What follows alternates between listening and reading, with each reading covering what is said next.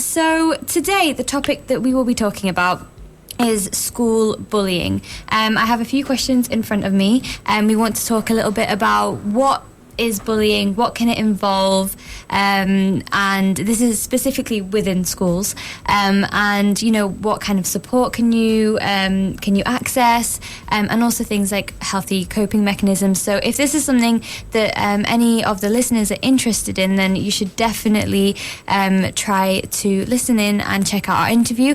Also, all of our interviews, we record them and we put them on YouTube so that they're available at any time and easily accessible. So, Lauren, my first question to you is, what can being bullied at school involve? What can happen in this situation? Okay, so we describe bullying as any behaviour that is intended to hurt, that's repeated, and where it's hard for the person on the receiving end to defend themselves. So that can look like all sorts of things. It can be physical, so any kind of, hitting, kicking, shoving, getting spat at. Verbal, so your comments, abuse, spreading rumours about people, and then more of the emotional side as well. So, children being left out of groups, or, being whispered about behind their backs, rumours being spread, that kind of thing. And then a lot of it plays out online as well. And online bullying is usually an extension of what's going on in school. Yeah, no, I remember actually when I was speaking to my mum about this, my mum was saying when she was younger, if someone was being bullied, it would be just kind of at school. Mostly it would be at school. You'd go to school, but then you'd be able to come home and kind of disconnect from whatever might be happening at school. But now, because of social media, because of phones and all of this, it can sometimes feel like you can't escape the bullying, because obviously you might not feel safe at home, because if someone's messaging you or calling you, it's hard to get rid of that. Yeah, definitely. And I think for children and young people, so much of this is about your identity as well, and your relationships with your peer groups and with your friends. And there's a lot of pressure in the online world to kind of present yourself a certain way. And it's easy to share something or to say something that you later regret, or you're embarrassed about, or other people use against you. And I think that's really challenging. Yeah, definitely. So if someone were to find themselves in a situation where they're being bullied, what can they do to help cope? Because I know that it can be hard to figure out ways that are healthy to cope with so much stress. First of all, you're not on your own. That this happens to so many children and young people from all different backgrounds, and we know that research suggests about kind of 25% of children experience bullying within the course of a year, and around about at least one child in every class is bullied Recording in progress basis. So first of all, you're not on your own, and there's nothing wrong with you. Anyone can be a target of bullying. And so it's really important to take that on board as well. And so, it's about protecting your own feelings of self-worth and self-esteem. And then it's really important that you get help. And sometimes the advice is to tell someone, but that might not always, you might tell that one person and the situation doesn't get any better. So we talk about getting help. Who are those people that you can turn to share what's going on for you, and to get that advice and to get that support in terms of what you're going through. So first of all, it's not your fault, and secondly, make sure that you get help, talk to somebody about what's happening and get that advice. Yeah, definitely. And I think as well, when you don't talk about things and you just kind of keep mulling it over in your head, you begin to lose perspective. And when you don't speak to other people, you can't get other people's opinions, perspective on different situations, and then it can become a lot worse and a whole lot more stressful when you don't speak about it. So conversations are really, really important. Yeah, and that's right. And talking to someone else and getting a different perspective and talking about actions you can take and solutions you can take. I think one of the challenges for young people is often the advice is to tell a teacher, but you might not be in a situation where you feel that confident with the teachers in your school, or you feel like this is something that you can share with them. So just think about anyone, like any adult or other young person who you really trust and respect and look up to, where you can say, look, I just really need some advice on something here. I'm going through it doesn't feel right. What would you do if you were me? Yeah, of course. And then, so if you are maybe a parent and your child hasn't directly said to you that they're having a tough time at school, someone's being mean to them or said something to them, but you suspect that they're being bullied, what would you advise that the parent should do? Is there anyone that they should approach? Yeah, so I think if you are worried about a child, you're seeing changes in their behaviour, they might be becoming more withdrawn, or they might be acting out, it might be going the other way, and you're thinking something's not quite right here. Firstly, just really keep the communication channels open and just be there, check in with your child every day. How are you doing today? How's your day gone? Just be really available. Children will open up in their own time. Yeah. Again, sometimes it might be that they don't want to tell you because they don't want to make you upset or make you worried. So again, are there other family members who they're close to, who might be a cousin or an uncle or an aunt, who can just say, hey, how are things going at the moment? How's school going? You can help kind of open up those communication channels. And Kidscape run a parent advice line, so do get in touch, and we can talk to you, we can talk through the situation with you, and give you advice. And if the parent decides that they want to speak to the school, and maybe the school isn't cooperating in the way that the parent would like them to, what are the next steps that you should take from there? Yeah, well, firstly, the important thing to know is that the law is on your side. So all schools, whatever the type of school, are under a legal obligation to keep children safe from bullying and harm. And so what we always say to parents is make sure you go in there calmly. That's important. You want to get the school on side, explain that this is a situation you really need their help with, and that you want to work together to resolve the situation.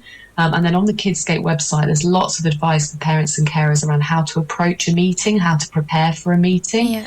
It's really helpful to keep a log of incidents, and we've got an incident log on our website as well that you can use to show kind of what's happened where, and importantly, what the impact has been on your child. And then make sure you get a copy of the school's anti-bullying policy or their behaviour policy, and really use that to kind of guide the conversation and say, look, I really need your help to resolve this situation. Yeah, and I imagine schools would, of course, want to be able to support and make a change as much as possible, so it would be easier to work together than think that you're working against the school.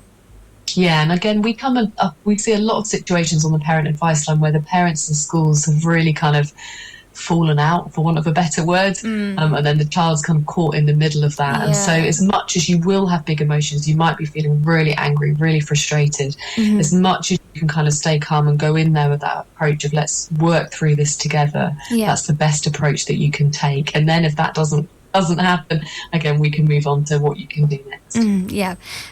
So if your child is being bullied off of school grounds, does the school still have a responsibility to provide support, because they're not in school, so maybe that doesn't fall under their kind of duty of care?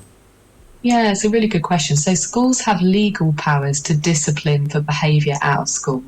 So should they choose to, they can do that. They don't have to do it.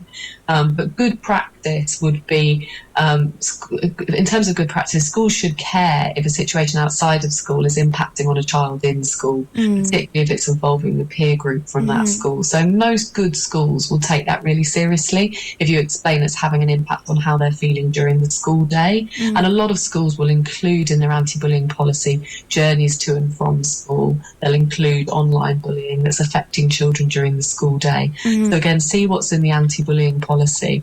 But if it's happening outside of school, like journeys to and from school or on community places and spaces, the local authority have a legal duty to keep your child safe from harm. And so that's another route you can take. You can talk to your children's services team about what's happening in the wider community. And if we bring cyberbullying into this, that means it's a lot easier for children from other schools to maybe bully, to target other children. So again, does the school have the ability to be able to help and support in that situation when the kid isn't from their school? Yeah, again, it's a good question. Schools have different types of relationships with each other. So some schools will talk regularly to their neighbouring schools. Sometimes the head teachers will have joint safeguarding meetings where they'll meet together to talk about things that are coming up for them in the wider community. And so always ask the question, talk to your school if something's going on in a neighbouring school and you want support. But you could always go to that other school if you know the young people who are involved and say, look, this is happening and I need your support with this. But again, the local authority, your local children's services teams have overall oversight of the safety of children throughout the local authority. So again, that might be another place where you could go if the bullying's involving children from lots of different schools. And so the impression that I get is, of course, schools will provide as much support as possible. Most schools will have anti-bullying policies. They won't want to see any of this happening and will want to resolve it. But if there's a situation where the school denies that your child is being bullied or doesn't want to really address the problem, where can you go from there? Yeah, that can be really, really hard. And sometimes you get a situation where schools will say, well, we don't have any bullying here, or we take a zero tolerance approach to bullying, which is really challenging. And again, keeping those incident logs where you're able to show what's happened, what the impact of that situation has been is really important. If the school are just not listening to you, or they're not taking that on board, you need to go through the school's complaints process first of all, which is often kind of going to teacher, then head of year, then through head teacher to the governors. Again, to share what's happened, the impact that it's had, what you need the school to do differently. That's then not resolved. There's different channels depending on whether you're in a maintained school or an academy or an independent school. And again, on the Kidscape website, we've got details of who you go through to next, depending on what your situation is. You can also at any time go on to Ofsted, and there is a parent survey that's always open on there, and you can report things through Ofsted if you're concerned about a bullying situation in a school, which can be a helpful port of call. Also, it's worth talking to your local MP as well if you're concerned about a situation that's unfolding and you haven't been able to get resolution. That can also be helpful. And if your child has a protected characteristic, which will be race or faith, disability, sexuality, and that's part of the reason why they're being targeted or being harassed, you might also be able to seek legal support. And we'd recommend talking to an education law centre. Okay, perfect. Thank you. And so we've already kind of touched on this actually before. I said, what can you do if you think your child's being bullied but they're not really saying anything? You said conversations, trying to speak to them, asking them how their day was, kind of little bits throughout the day, little questions that might encourage them to open up a little bit. Yeah, absolutely. And I think it can be quite intimidating for children sometimes if you try and do too much face-to-face. I'm a parent myself, so I know you just want to know what's going on, and that's really hard. But sometimes it's things like, let's just go for a walk together, or let's go and watch a movie together, or let's go for a milkshake, or just do something fun together where you're just relaxed and having a chat, or going out for a drive in the car. And if you can kind of do that and do that consistently and create those opportunities, then children will come out and they'll share with you. I think what they might not do is when you kind of sit down and like, tell me what's going on. That can be harder. So again, just keeping those relaxed opportunities to have a chat and just check in with them. Yeah, I have a younger sister actually, and anytime I ask her something directly, and it's maybe a bit more serious, I get absolutely nothing from her. But then we'll be doing the most random thing like cooking, or she'll just be sat in my room maybe reading a book, and then she'll come out and she'll tell me these things. So it's interesting when they choose to speak. But I definitely understand. I think making it more casual and making it feel like there's less pressure can help them to speak more. Yeah, and the other thing worth mentioning is we've been doing a lot of work at Kidscape around autistic children and support for children with other communication needs, and it can be even more challenging for those young people to share what's going on or to understand what's happening. And so on the website, again, you can find communication tools to support those young people, for example, using social stories where they can use different symbols, or even kind of doing cartoons and kind of drawing out kind of what's going on. So do check out those resources as well, which might be helpful for some parents. Yeah, of course. No, that sounds amazing, actually. So if you have an instance where you think maybe your child isn't being bullied by any of the other children or the kids, that it might be one of the teachers that is making your child feel uncomfortable for whatever reason, what do we do in this instance? What might we do differently? Yeah, so first of all, that's a safeguarding concern. You know, that your child has a right to be safe and not to experience any form of harassment or discrimination within school. And so, the law is on your side, and this can be a really challenging situation to be in. So first of all, listen to what your child's sharing with you, believe them, particularly if you see an impact of that situation on them, that it's making them sad or anxious or scared to go to school. And a good school anti-bullying policy will include all members of the community, including staff. But even if it's not in there, just go in there again, explain the impact that this is having on your child and what needs to change. That's really, really important. And again, it is a safeguarding concern. So if you don't feel like that's resolved by the school, again, I would talk to your local children's services team about what's happening in that school, particularly if it's involving staff. And then when you say speak to the local, you said like local MP and then other people outside of the school. So if it continues to be unresolved, then I imagine you can take it to kind of different levels of how you want to speak to the school. I feel like this is a very big word, but I'll include it anyway because I think it's important to ask. But if you wanted to consider suing the school because maybe there was nothing being fixed, would that be a possibility? Yeah, again, it depends on your circumstances and what's happened. There are laws that relate to the protection of children from bullying. There are a number of different laws, and we've talked about children particularly with protected characteristics who are facing harassment and discrimination within school. And so you can talk to the Children's Legal Centre and also the Advisory Centre for Education, and they're the best places to start when it comes to, if you're considering taking legal action against a school, and they can talk about your rights and what might be possible and what different avenues that you can go down. But we would say that should very much be a last resort. That's a really tough thing for a family to go through, and it might not go your way. And so your priority should always be, how can I get my child to a safe space where they feel confident to learn as well, and to look at that as an option or look at alternative education for your child. The important thing is to make sure you get your child to a place where they feel safe and happy and able to learn. And I imagine as well the amount of pressure that it must put on a child to know that they'll know that there is stuff happening behind the scenes, won't they, even if they don't say it. So it can worsen how they're feeling, I suppose, as well. Yeah, I think that's really, really true. And again, they don't want to see you upset either. And if you're going through something like that, that's very, very stressful for parents. So again, the priority should be, how can I get my child to a safe space? They're able to enjoy their learning in their school years and get them through the other side. That should always be your priority. And to protect yourself as parents and carers as well. It's such a stressful situation to be in. Again, do contact the Kidscape Parent Advice Line if you want to talk a situation through. Perfect, thank you. So I just have one more question for you. Could you tell me a little bit more about the service that you provide, and if someone was looking for support, and just anything that you'd like to add on to the end of the interview?